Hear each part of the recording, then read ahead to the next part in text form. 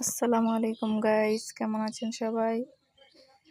আজকে আমি একটি 3 পিসের জামা কাটিং করেছি এবং সেলাই করেছি।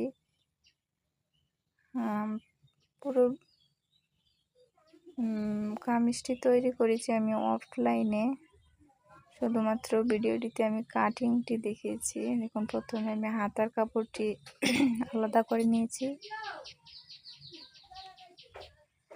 তারপর এই সামনের পার্টটি আমি এক ভাঁজ করে সুন্দর করে বিছিয়ে নিয়েছি।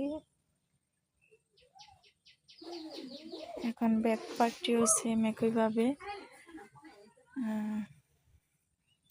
খেয়াল রাখতে হবে অবশ্যই কাপড়টি যেন সোজা থাকে। অনেক সময় দেখা যায় 3 পিস ছাপ যে বা প্রিন্ট আছে, এসব দেখে সোজা রেখে যদি আমরা কাপড়টি ভাঁজ করতে যাই তাহলে কিন্তু অনেক সময় কামিজটি বাঁকা হয়ে যায়। সেজন্য খেয়াল রাখতে হবে কাপড়টি যেন আমার সোজা থাকে,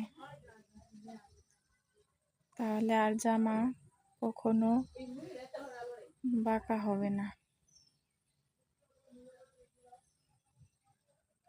এখন আমি এখান থেকে লম্বার মাপটা নিয়ে নিচ্ছি। আমার 44 ইঞ্চি লম্বা লাগবে।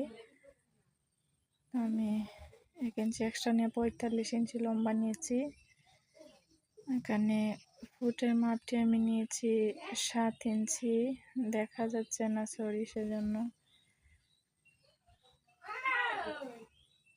আর্মহোলও নিয়েছি আমি 7 ইঞ্চি। এখানে বডির মাপটা আমি আমার প্রয়োজন মতো নিয়ে নিচ্ছি। আপনারা আপনাদের যতটুকু প্রয়োজন নিয়ে নেবেন।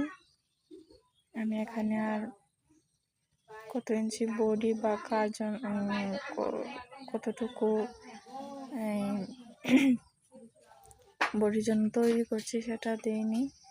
দেখুন আমার এই যে জামাটি কেমন হয়েছে, ফাইনাল লুকটা অবশ্যই আমাকে জানাবেন প্লিজ। আর এই ব্যান্ড কলার আপনারা যারা লাগাতে পারেন না বা খুব কঠিন মনে করেন, কমেন্ট করবেন, আমি বুঝিয়ে দেওয়ার চেষ্টা করব।